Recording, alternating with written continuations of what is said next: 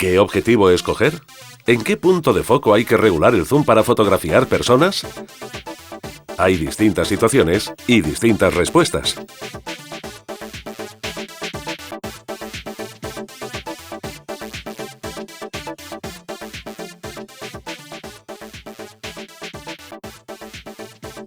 Un equipo de voleibol o de otro deporte. Una situación que obliga a fotografiar muchas personas. Utiliza un gran angular para encuadrarlos a todos, aunque no tengas espacio para colocarte más atrás.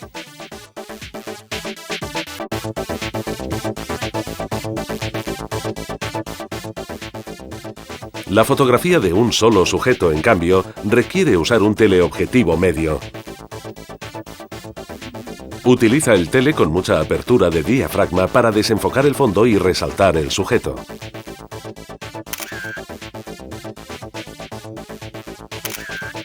Es una técnica habitual en la fotografía de moda. Si utilizas un gran angular, puedes obtener resultados creativos muy originales.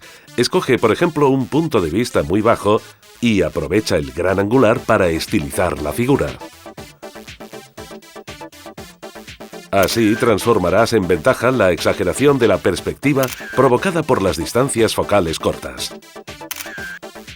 Por el contrario, retratar un rostro en primer plano con el gran angular provoca deformaciones de perspectiva. Una cara situada cerca del margen del encuadre se ve ovalada. A mayor ángulo de campo del objetivo, menos natural será el resultado.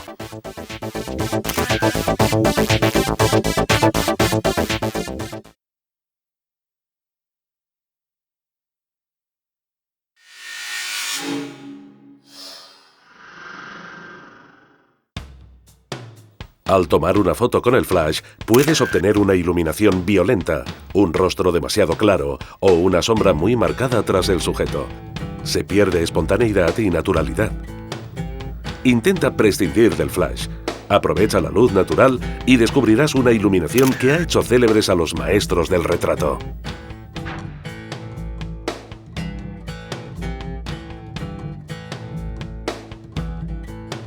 Puedes hacer retratos con luz natural usando el salón como si fuera un estudio. Coloca el sujeto cerca de una ventana. La iluminación será suave y difusa. El único inconveniente puede ser una mayor oscuridad en las zonas de sombra. Prueba a aclarar las sombras con un reflector. Una simple hoja en blanco, una tela clara o un panel de Porexpan.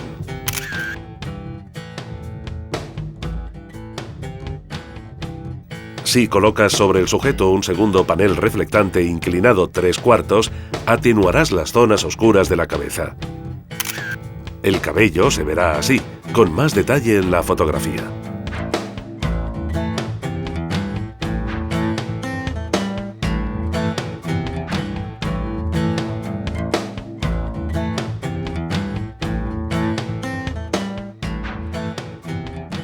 La temperatura de color de la luz ambiente, cálida o fría, influye en el resultado. Para obtener una imagen luminosa, contrastada y de dominantes cálidas, toma la fotografía en el momento en que la luz solar, difuminada por una cortina, incida directamente en la ventana. Si la ventana está en una zona de sombra, la imagen será más suave y las dominantes más frías.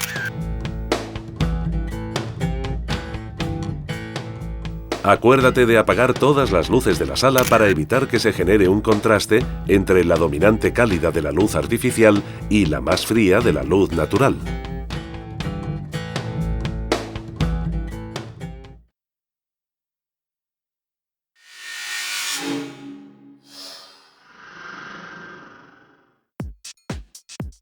Puede ocurrir que tengas que retratar a un niño que se mueve tan rápido que la imagen quede movida o desenfocada.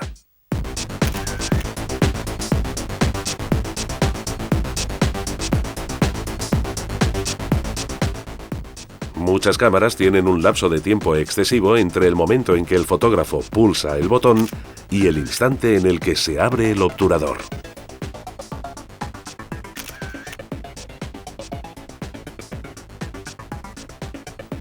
Para evitar este problema, enfoca una zona por la que el sujeto vaya a pasar, de manera que la cámara ya esté a punto para la toma.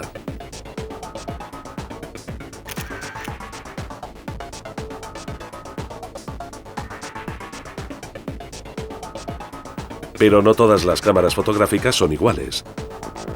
En las compactas, al retraso del obturador, hay que añadir la lentitud del enfoque automático.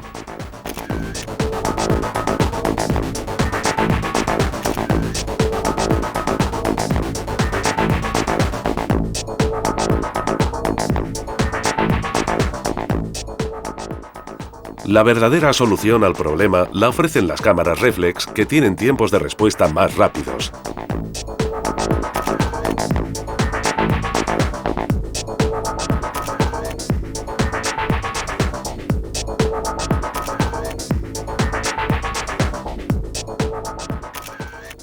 Son las cámaras preferidas por los fotógrafos deportivos, los reporteros y todos aquellos que tienen que captar un parpadeo y quieren disparar en el momento exacto en que se produce ese movimiento.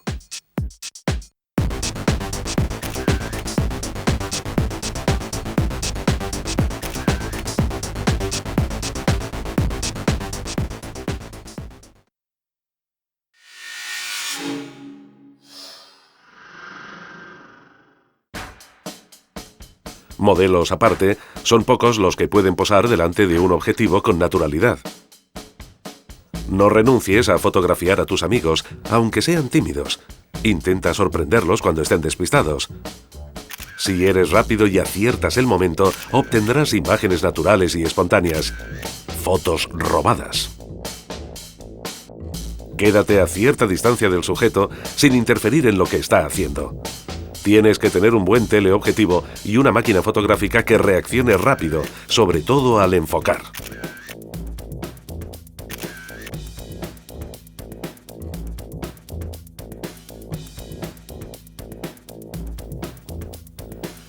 El fotógrafo busca siempre la espontaneidad, incluso cuando el sujeto está posando. La fotogenia, como canon estético, es un falso mito. Se refiere a la capacidad del sujeto retratado de mostrarse con naturalidad. Si la persona parece un poco cohibida, haz que se sienta cómoda. Así estará más serena y, por lo tanto, resultará más fotogénica. Saca a relucir tus dotes comunicativas. Habla con él. Intenta distraerlo. Luego, en el momento preciso, llama su atención para que mire a la cámara. Es importante propiciar ese momento relajado en el que la cámara se convierte en un mero accesorio. Toma muchas fotografías para poder captar todos los matices de su expresión. No dejes de disparar, aunque sepas que después desecharás muchas fotos. Un comentario negativo, aunque se refiera solo a un problema técnico con la cámara, puede incomodar a la persona retratada. Es mejor tirar muchas fotos que hacer sentir mal a la persona que tienes delante y perder esa buena relación.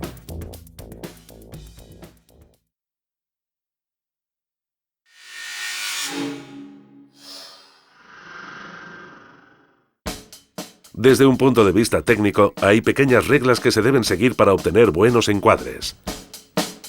Utiliza un teleobjetivo, es decir, una distancia focal más grande. Rellena el encuadre. Evita que quede demasiado espacio vacío por encima de la cabeza.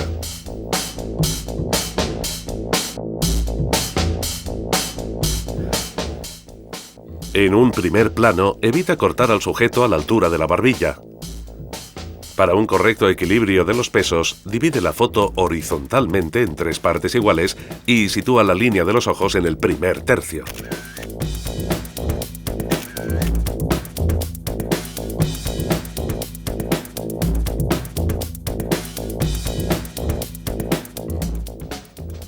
En cambio, cuando fotografías un plano medio, presta especial atención a las manos.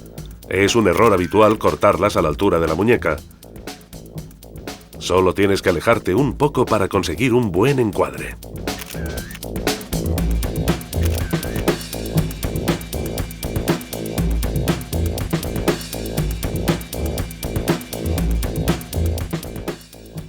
En el caso de la figura entera, podrías, por falta de espacio, estar obligado a utilizar una distancia focal más corta en lugar del teleobjetivo. Encuadra ligeramente al sujeto de abajo arriba para hacerlo más esbelto.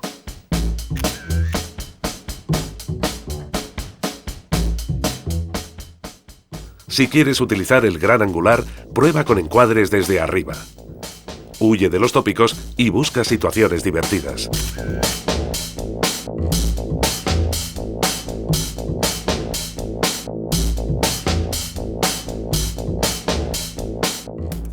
Cuando fotografías un grupo, tienes que actuar como si fueras un director de escena y hacer que todos participen.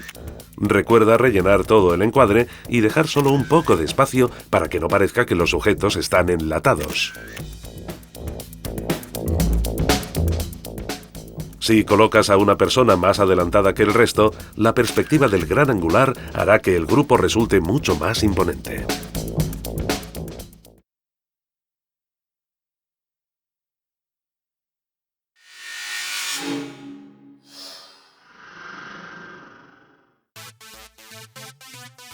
El número de píxeles y el tamaño de los sensores son dos elementos que caracterizan las cámaras digitales. A menudo, la cantidad de píxeles es lo que hace decidirse por una u otra cámara. Pero atención, porque los millones de píxeles determinan simplemente la dimensión de la impresión de una imagen. Lo que tienes que tener en cuenta, además del número de píxeles, es el tamaño de los sensores.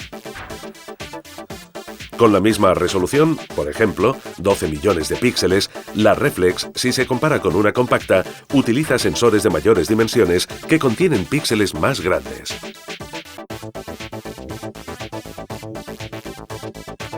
En el ámbito de las reflex, los fabricantes han desarrollado sobre todo tres formatos. El formato 4:3, 13 x 17,3 milímetros, utilizado principalmente por Olympus. El formato APS-C, 15 x 23 milímetros aproximadamente, utilizado por los principales fabricantes como Nikon, Pentax, Sony y Canon para las reflex de gama media y baja. Y finalmente el full frame, 24 x 36 milímetros, como los clásicos fotogramas de película, utilizado en algunas reflex profesionales. Teniendo en cuenta que la dimensión de los sensores full frame es idéntica a la de la película, el rendimiento de las ópticas resulta especialmente optimizado. CCD y CMOS son los dos tipos de sensores más utilizados actualmente en fotografía. Antes, el CCD era el único sensor en las cámaras de gama alta. Ahora, en cambio, ambos son capaces de ofrecer una calidad de imagen de altísimo nivel. El CCD consume más energía, lo que reduce la autonomía de la cámara. Además, tiene un coste muy elevado.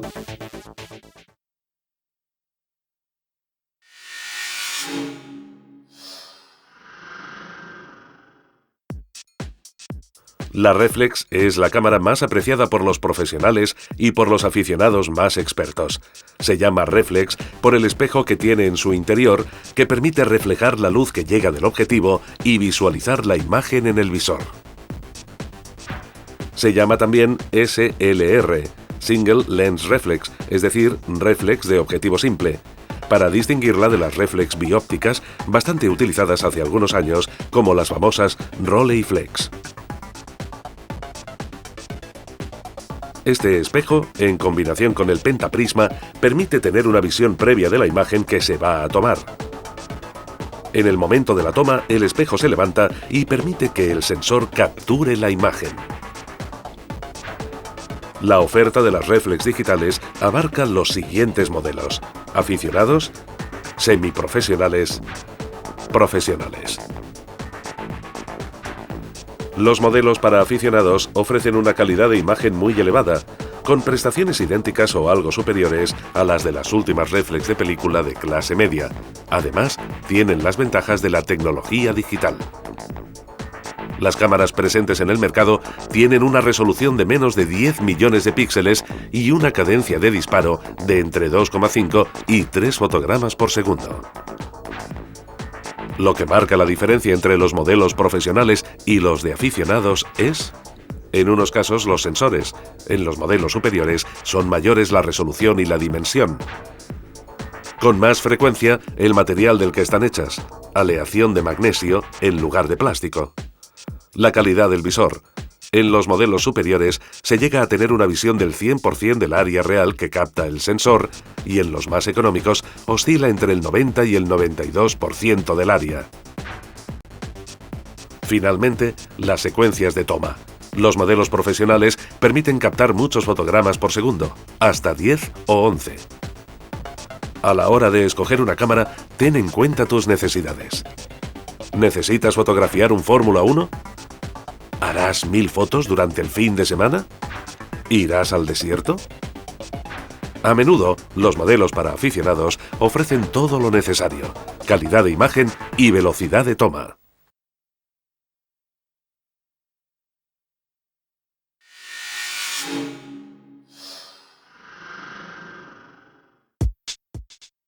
Los objetivos modelan la realidad que encuadras con la cámara y la conforman según tus gustos y tu creatividad.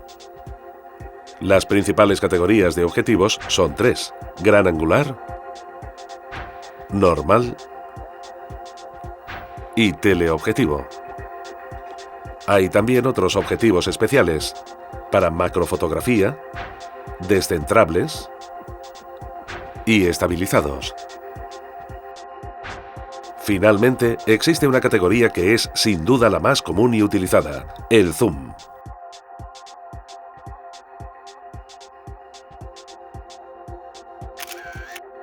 Los objetivos ofrecen resultados diferentes en función del ángulo de campo que son capaces de cubrir.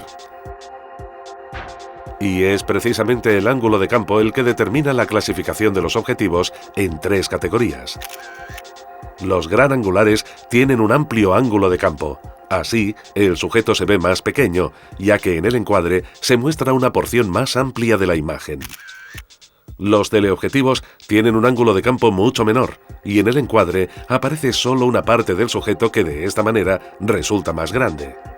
Los normales permiten reproducir una escena con una perspectiva parecida a la que ve nuestro ojo.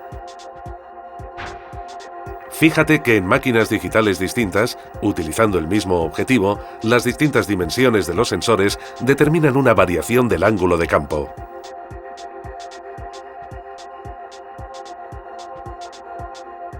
El segundo elemento que caracteriza a un objetivo es la distancia focal. Se trata de un valor en milímetros que indica la distancia entre el centro del objetivo y el plano del sensor o de la película. Normalmente se utiliza el valor de la distancia focal con referencia al formato de 24 x 36 milímetros, el estándar de la película, y que en fotografía digital se define como full frame.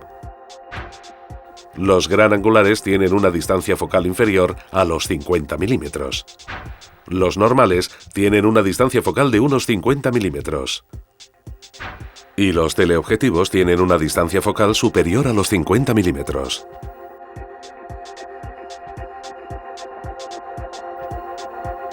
Los zoom tienen una distancia focal variable, dando así respuesta a distintas necesidades.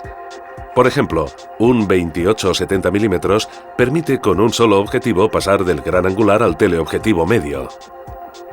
Un 70-200 mm cubre la franja de focales que van del teleobjetivo medio a uno más largo. Encuadra sin moverte del sitio una escena utilizando el zoom. Tendrás la sensación de acercarte y alejarte del sujeto. En realidad, es más correcto decir que el zoom modifica el ángulo de campo. Con una distancia focal larga, por ejemplo de 200 milímetros, se obtiene un ángulo de campo más estrecho y, por tanto, un acercamiento.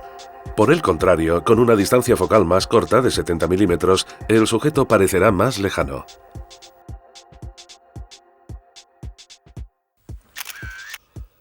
La elección del objetivo afecta a la perspectiva de una fotografía.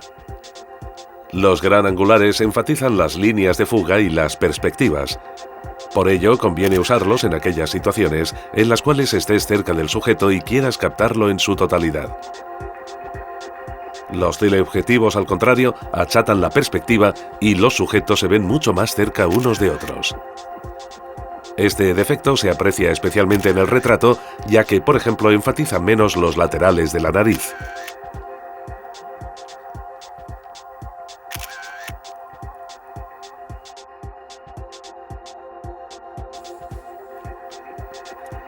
Se entiende por profundidad de campo la amplitud de los planos nítidos en una fotografía. Es un elemento determinado por tres factores: el diafragma, la distancia focal y la distancia de toma. Los gran angulares garantizan una mayor profundidad de campo.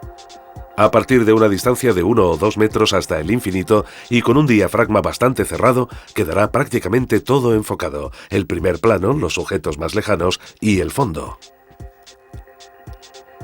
Es útil utilizar estos objetivos para instantáneas de fotoperiodismo cuando la finalidad es llevarse a casa la foto, tomada rápidamente, incluso sin encuadrar por las prisas. Los teleobjetivos tienen en cambio una profundidad de campo limitada, lo cual permite aislar al sujeto del fondo. Pero el enfoque tiene que ser preciso para obtener nitidez en las partes importantes de la fotografía.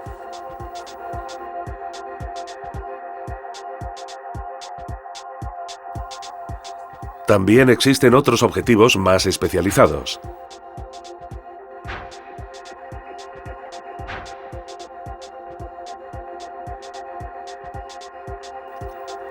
Los macro están optimizados para obtener altas relaciones de aumento, de hasta el 1:1, capaces de reproducir en el fotograma o en el sensor el sujeto en su dimensión original. Además, el resultado cualitativo es superlativo a muy poca distancia.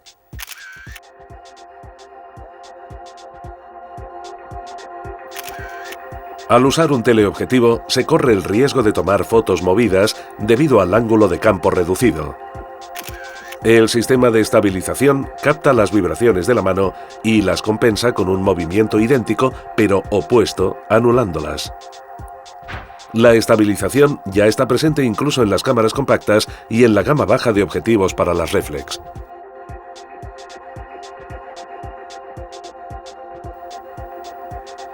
Las ópticas descentrables son objetivos muy especiales y caros.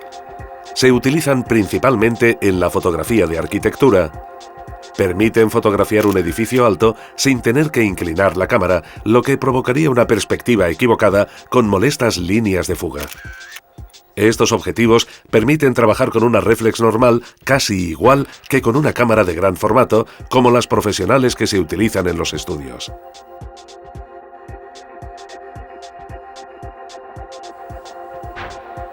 Entre las tecnologías más innovadoras están las ópticas que utilizan la fluorita para reducir la dispersión de la luz y aumentar así el detalle, o las que emplean elementos asféricos, es decir, no perfectamente redondos, para corregir algunas aberraciones.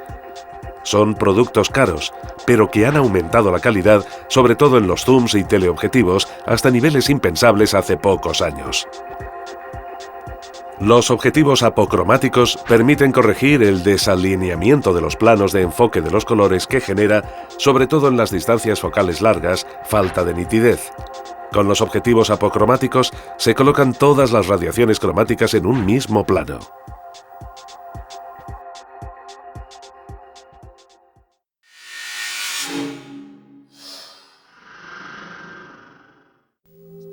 A menudo se confunde el formato, que es la manera de guardar el archivo de la imagen en la cámara. JPG, RAW con el soporte, tarjetas Compact Flash, SD, DVD, etc. Ahora hablaremos de formatos de grabación. El más común es el JPG, muy comprimido y por lo tanto poco pesado. Significa que las fotos ocupan poco espacio en las tarjetas de memoria. Sin embargo, la compresión provoca una pérdida de calidad de la imagen. Otro formato es el RAW. Permite guardar toda la información que capta el sensor, permitiendo más flexibilidad a la hora de editar, en lo que respecta al ajuste del color, el contraste y la exposición. El RAW tiene la desventaja de ser muy pesado y no lo encontramos en todas las compactas. Solo lo tienen las de gama alta, las reflex y las cámaras profesionales. Además de los formatos en que se guardan los archivos, están los formatos de exportación, es decir, en los que se exportan las imágenes de un software de edición después de la postproducción.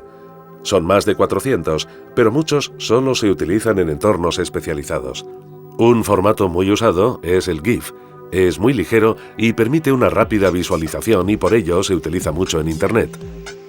pero es un formato pobre en matices y poco aconsejable en fotografía. Otro formato muy común es el TIFF. Está especialmente indicado para guardar los archivos en alta calidad. En cuanto a la dimensión del archivo, el TIFF es mayor que el JPEG, pero más pequeño que el RAW.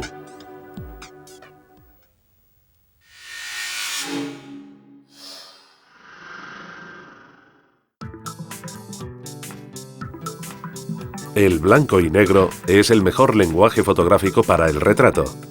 Enfatiza las líneas y permite apreciar contrastes y detalles que muchas veces se pierden con la fuerza del color. Una de las grandes ventajas de la fotografía digital es la de poder eliminar el color a la hora de la edición, de manera que no hace falta tomar la foto en blanco y negro. Haz pruebas con algunas de tus fotos. En el Photoshop, entra en Imagen, Modo, Blanco y Negro. Regula los distintos colores y haz de una foto normal algo especial.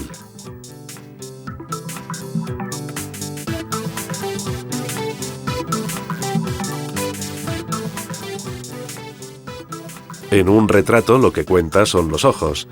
El resto puede estar desenfocado. Los labios, el cabello, la nariz, pero jamás los ojos. Cuando estés haciendo una fotografía, sobre todo de cerca, acuérdate de enfocar siempre a los ojos.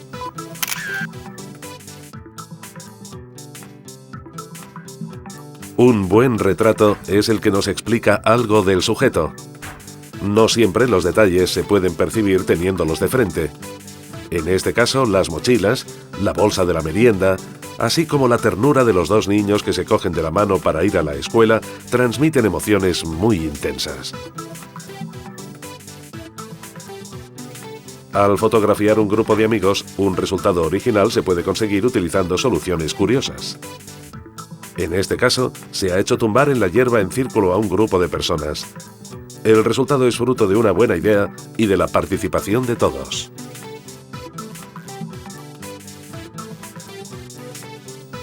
El juego de este retrato de abuela y nieta encuentra afinidades, en concreto el color de los cabellos. Busca elementos comunes en las personas que quieras retratar juntas. Te ayudarán a explicar una historia sin palabras.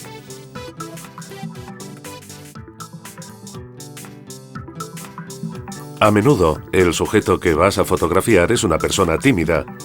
Trata de convencerla para que haga algo divertido, liberador, como gritar.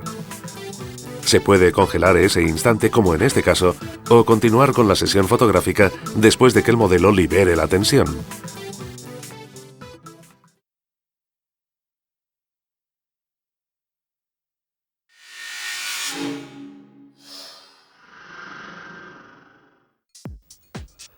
Todas las estrellas italianas del espectáculo tienen un fotógrafo de confianza, Enrico Ricciardi.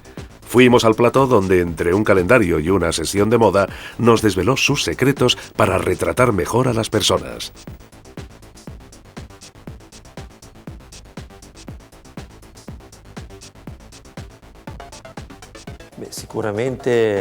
Sin duda, la forma de comunicarse con el personaje, hacer que se sienta cómodo y evitar que los distintos elementos que forman parte de la sesión fotográfica, como el maquillaje, el peinado, el estilismo, etc., creen tensión. Crear esta atmósfera mejora el resultado final del trabajo, independientemente de la técnica utilizada y de la postproducción.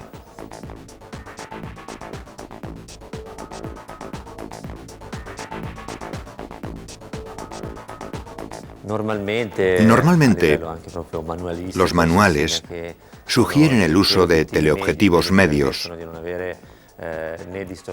que evitan distorsiones exageradas o compresiones y achatamientos de la perspectiva. Yo, por comodidad, utilizo un 70-200 con una apertura de 2,8, puesto que actualmente la calidad de los zooms es muy buena. Me parece útil tener ópticas cuya luminosidad no cambia al variar la distancia focal.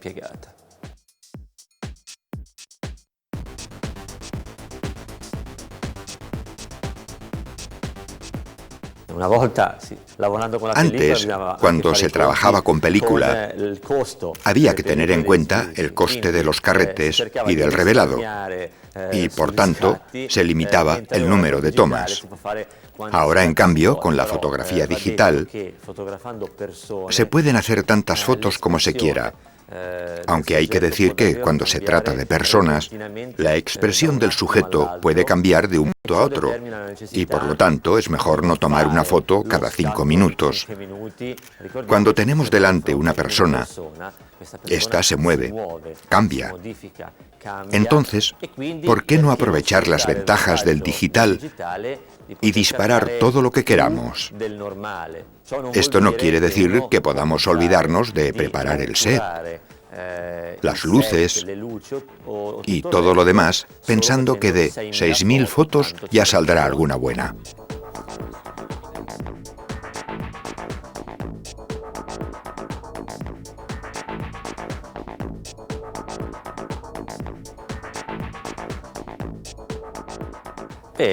Bueno, quizás la abuela podría convertirse en un sujeto óptimo, incluso más interesante que muchas modelos que no son demasiado expresivas.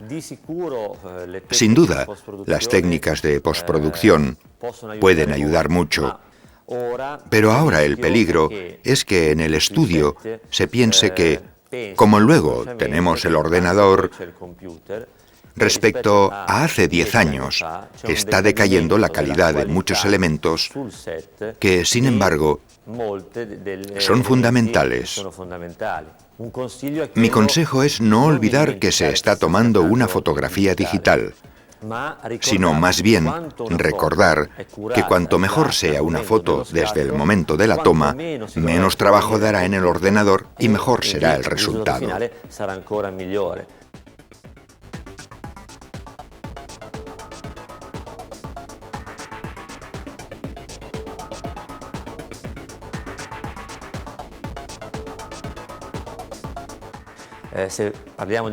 En la imagen publicitaria, lo que importa es la eficacia del mensaje, de modo que la expresividad de la modelo se busca y se potencia.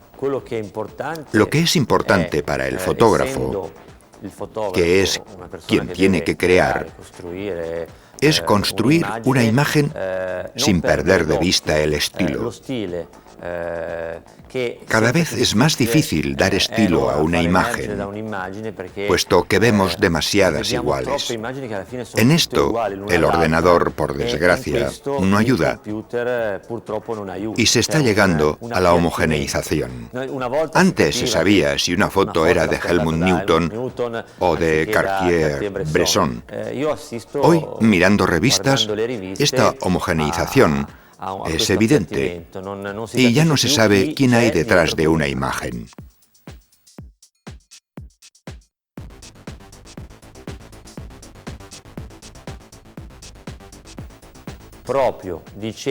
Precisamente diciéndole, no te preocupes, se trata de fotos digitales.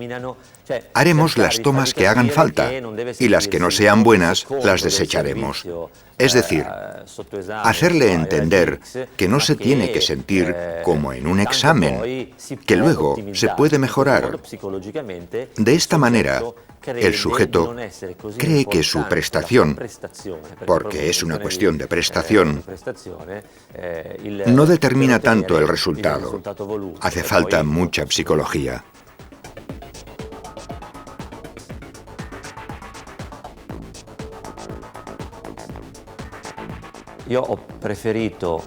Yo prefiero también ocuparme personalmente de la fase de postproducción.